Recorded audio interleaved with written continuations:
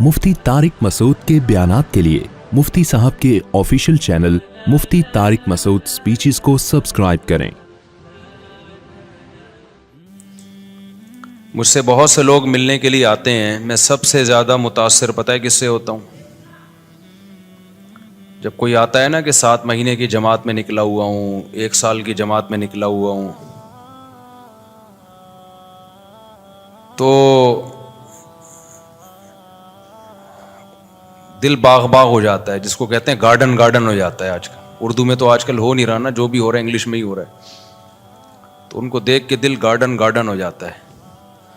वजह उसकी है कि सफ़र की टेंशन मैं जानता हूँ कितनी होती है। मेरे लिए एक दिन घर से बाहर रहना सफ़र में मुझ पे बहुत शाक गुजरता है, बहुत टेंशन होती है। चाहे कितना ही अच्छा सफ़र हो, यूरोप ही का सफ़र क्यों ना हो। वो मेरी एक तकरीर बड़ी मशहूर हो गई। मैं यूरोप गया था 1 महीने के लिए, 15 दिन में आ गया, तो बड़ी मशहूर हो गई। लोग तो जाते हैं कि यूरोप जा रहे हैं, 15 दिन के लिए जाएंगे तो 6 महीने तक नहीं आने का दिल चाहता उनका। तो जाता हूँ, ट्रैवलिंग बहुत करता हूँ, लेकिन हकीकत यह है कि जो इंसान को घर में सुकून होता है अपने जगह पे, क्योंकि एक रूटीन होती है इंसान की, सफ़र में वो सारी रूटीन आउट हो जाती है, नींद भी ख़राब। तो सफ़र एक बहरहाल एक टेंशन है। हाँ, जो घर से बेजार हो उसको सफ़र में मज़ा आता है, भागने का मौका मिल गया। तो क्यों बेजार है भाई तू घर के अंदर? क्या प्रॉब्लम क्या है तेरे घर में, मसला क्या है जो तू घर से बेजार है? अच्छा, बाज़ दफ़ा मुझे पता होता है सफ़र में टेंशन होगी, फिर भी सफ़र क्यों करता हूँ मैं? टेंशन उठाओ ना तो फिर घर की कदर और ज़्यादा बढ़ जाती है। तो इसलिए मुझे जब पता चलता है ना 7 महीने की जमात में निकला हुआ है, 1 साल के लिए निकला हुआ है, चिल्ले के लिए निकला हुआ है, तो भाई तेरा बड़ा हौसला है यार, अल्लाह के लिए अपने घर को छोड़ देना। जबकि तबलीग के सफ़र में तो कोई इंटरटेनमेंट है ही नहीं, इंटरटेनमेंट लेस सफ़र।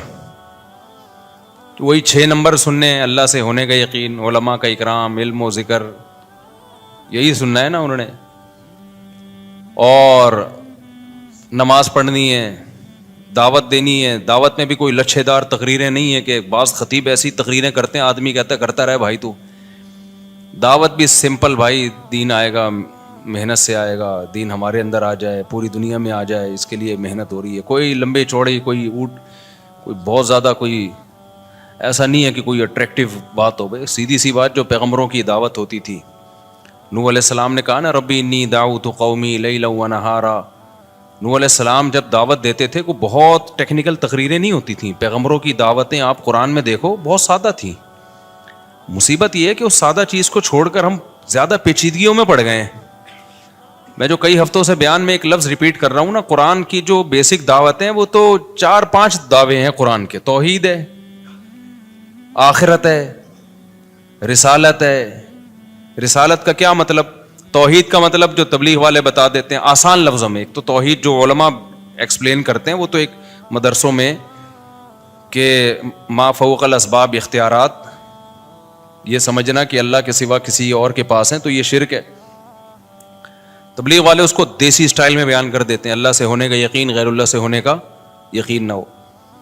ख़त्म नबूवत का अक़ीदा उलमा जब बयान करेंगे तो थोड़ा इल्मी अंदाज से। तबलीग वाले कैसे बयान करेंगे ख़त्म नबूवत? तबलीग वाले ऐसे बयान करेंगे, भाई अल्लाह के हकामात को नबी के तरीक़े पे पूरा करना। नबी का मतलब सिर्फ पैगम्बर सल्लल्लाहु अलैहि वसल्लम के तरीक़ा, इसके अलावा किसी और का तरीक़ा एक्सेप्टेबल नहीं है, कोई भी आ जाए। मूसा अलैहिस्सलाम भी जिंदा होते ना तो किसको फॉलो करते आज? मोहम्मद सल्लल्लाहु अलैहि वसल्लम को। तो ये ख़त्म नबूवत का अक़ीदा आ गया इसमें।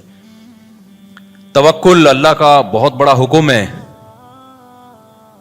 उलमा के इस पे बयानात हैं, बिल्कुल ठीक हैं वो, लेकिन अवाम का जो सादा स्टाइल है अवाम को समझाने का, अल्लाह से होने का यकीन, गैर से होने का, कामयाबी के नक्शों में अल्लाह नाकामी पैदा कर देता है, नाकामी के नक्शों में अल्लाह, यही तो तवक्कुल है भाई। नजर आएगा नाकामी के असबाब में, लेकिन अल्लाह उन असबाब में क्या कर देगा?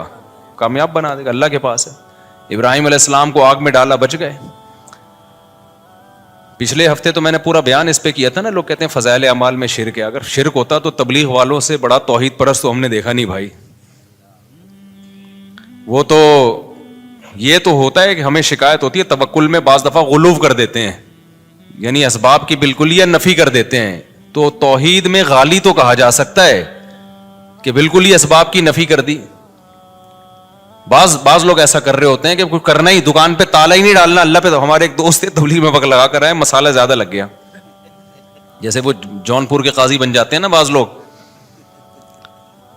مسالہ زیادہ لگ گیا تھا نا. جونپور کا قاضی بن گیا تھا ایک آدمی, تو ان کو مسالہ زیادہ لگ گیا. اب ہمارے استاذ ایک عالم بیٹھے ہوئے ان کے پاس, وہ کہنے لگے کہ حضرت اللہ سے ہوتا ہے, اللہ کے علاوہ سے نہیں ہوتا. ہمارے استاذ کو شرارت سوجی تھوڑی سی.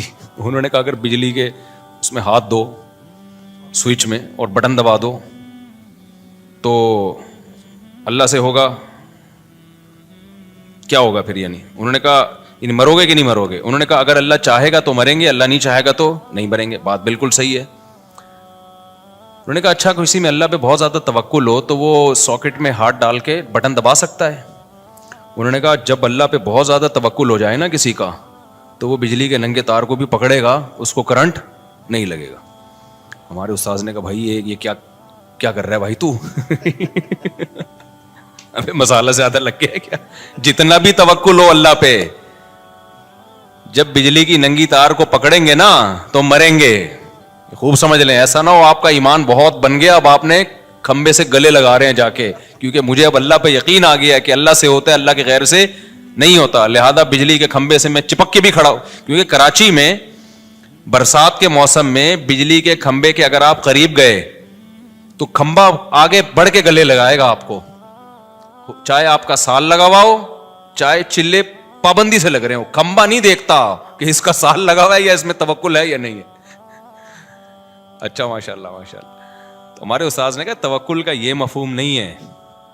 تو انہوں نے کہا وہ جو تھا کہ وہ زہر کا پیالہ پی لیا, ان خالد ابن ولید کا ایک واقعہ مشہور ہے نا, وہ فلاں نے یہ کرامت. تو انہوں نے کہا بھائی وہ تو ایک اللہ کی طرف سے بعض دفعہ کسی ولی کے دل میں الہام ہو جاتا ہے, یہ تو قرآن سے بھی ثابت ہے. اس الہام اتنا یقینی ہوتا ہے کہ اس ولی اللہ کو پتا ہوتا ہے میں یہ کام کر لوں گا تو مجھے نقصان نہیں ہوگا. تو اگر ایسا الہام کسی کو ہو گیا اور اس کو یقین ہو گیا تو پھر وہ اللہ پہ توکل پہ کر لیتا ہے. لیکن نارملی اس کا توکل سے تعلق ہی نہیں ہے. جیسے ایسے واقعات ہیں نا, کڑھائی میں ہاتھ ڈال دیا, تو ایسے واقعات ہوتے رہے ہیں, کچھ نہیں جلے. تو یہ اس کی اجازت نہیں ہے کہ آپ کا اللہ پہ بہت توکل ہے تو آپ نے پتہ چلا جی کڑھائی میں ہاتھ ڈال دیا کہ مجھے چونکہ اللہ سے ہونے کا یقین ہے لہذا میں ہاتھ ڈالوں گا کڑھائی میں. تو نہیں, جتنا بھی اللہ سے ہونے کا یقین ہو کڑھائی جلائے گی آپ کو, کیونکہ اللہ سے ہونے کا یقین کا مطلب یہ تھوڑی کہ کڑھائی جلائے گی نہیں. اللہ کہے گا مجھ سے ہوتا ہے تو کڑھائی جلائے گی تو میرے آرڈر سے جلائے گی نا, اس میں ایسی کون سی بات ہے.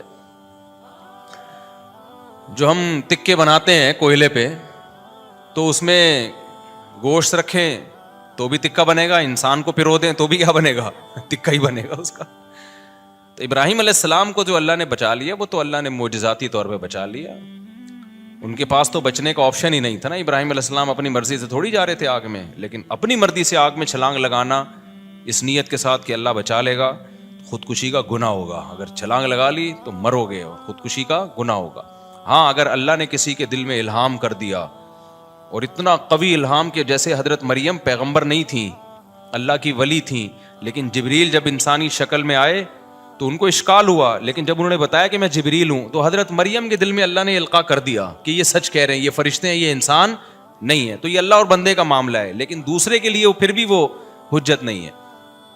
تو خیر میں جلدی سے بات کو سمیٹوں تو قرآن کے جو چند مخصوص احکامات ہیں نا بہت سادہ ہیں.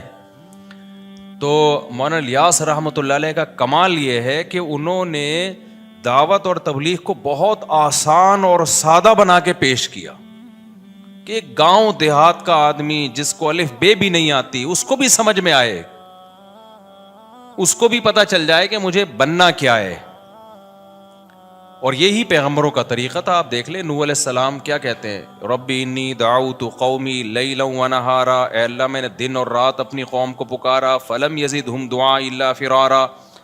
آگے وَإِنِّي كُلَّمَا دَعَوْتُهُمْ لِتَغْفِرَ لَهُمْ جَعَلُوا أَصَابِعَهُمْ فِي آذَانِهِمْ وَاسْتَغْشَوْا ثِيَابَهُمْ وَأَصَرُّوا وَاسْتَكْبَرُوا اسْتِكْبَارًا. واستكبروا استكبارا. آگے کیا ہے؟ ثم انی دعوتهم جہارا. ثم انی دعوتهم جہارا. آگے کیا ہے؟ حالانکہ میں فجر میں روز پڑھ رہا ہوتا ہوں یہ. اعلنت لهم واسررت لهم فقلت استغفروا ربكم انه كان غفارا يرسل السماء عليكم مدرارا ويمددكم باموال وبنين ويجعل لكم جنات ويجعل لكم انهارا ما لكم لا ترجون لله وقارا وقد خلقكم اطوارا. یہاں سے دعوت کی دلیل شروع ہو رہی ہے کہ بھئی تم اس اللہ کو کیوں نہیں مانتے جس نے تمہیں مختلف مرحلوں میں پیدا کیا ہے. پہلے مٹی، پھر منی کا قطرہ بن گئے منی، پھر ماں کے پیٹ میں جا کے جمع ہوا خون بن گئے. یہ کیسے تغیرات ہیں؟ کوئی میچنگ نہیں ہے مٹی میں اور اسپم میں، کوئی میچنگ ہے؟ اب سائنسدان تو بیٹھ کے وہ کچھ نہ کچھ کرتا رہے گا بیٹھ کے، لیکن جس کو اللہ پہ ایمان لانا ہے نا اس کے لیے اتنی دلیل کافی ہے. یار کیا سافٹ ویئر انسٹال کیے ہیں مٹی کے اندر کہ جب وہ ماں باپ مٹی سے بنی ہوئی خوراک کھاتے